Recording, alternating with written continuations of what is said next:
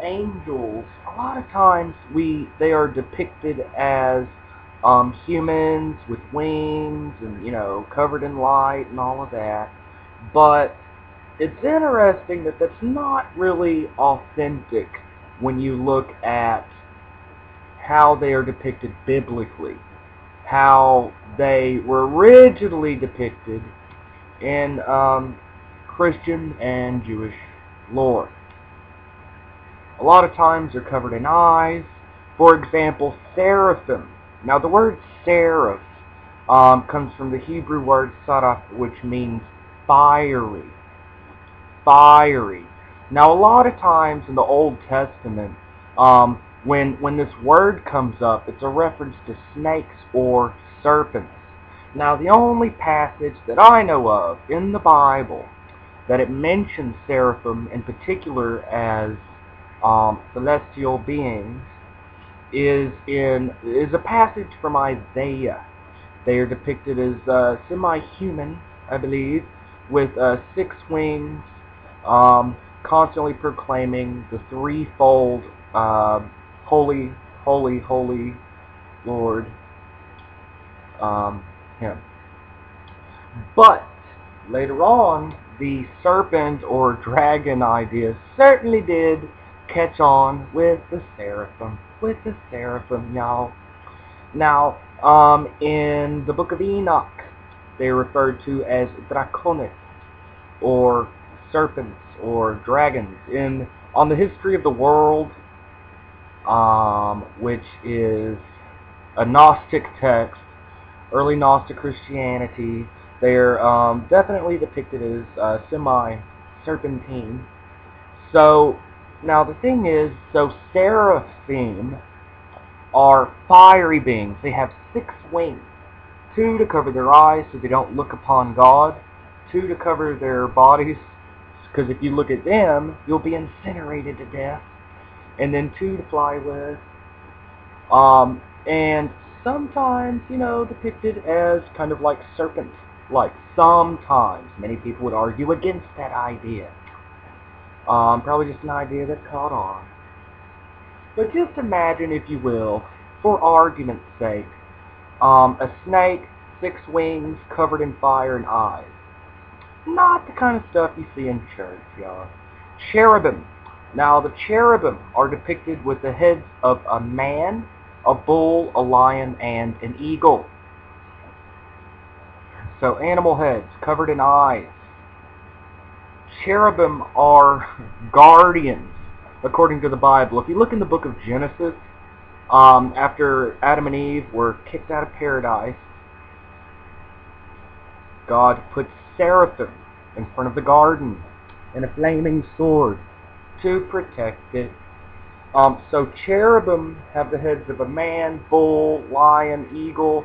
Now, what's interesting is that these are images for the fixed signs of the zodiac. Yeah.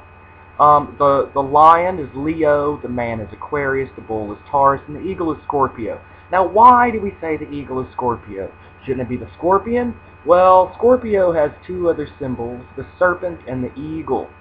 The serpent representing more materialistic things, whereas the eagle represents that which rises above materialism. Thrones are depicted as wheels covered in eyes. So this is interesting. Now, where did we get... okay, now there are different angelic hierarchies. Okay, there's not just one angelic hierarchy. There are different angelic hierarchies. By hierarchies, I mean different classes of angels and what class is above the others.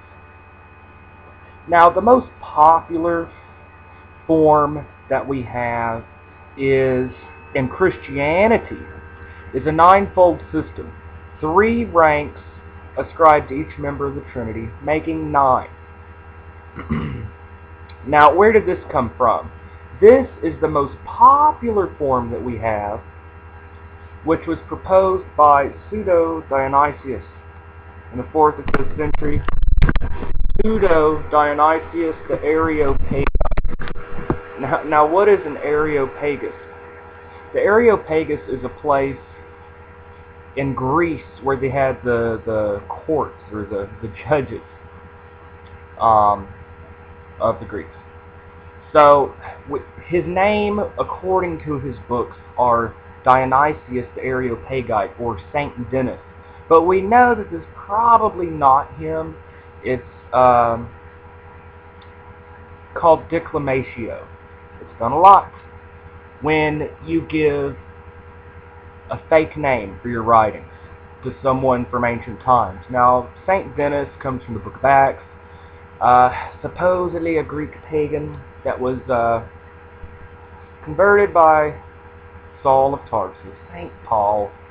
Now, anyways, what the hell was I getting on? Oh, the nine ranks of angels is most popular in Christianity. Probably proposed by him, was picked up by Saint Thomas Aquinas, and later by Pico della Mirandola in the Italian Renaissance.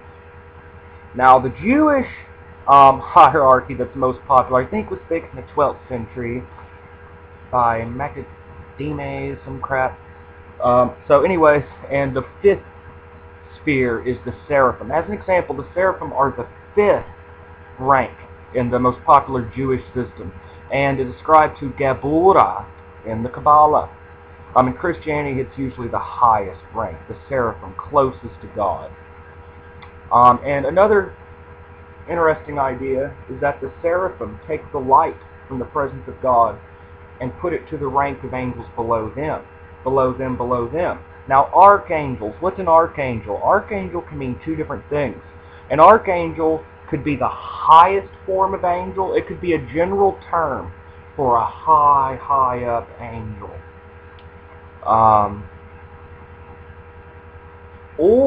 And that's usually with an uppercase A.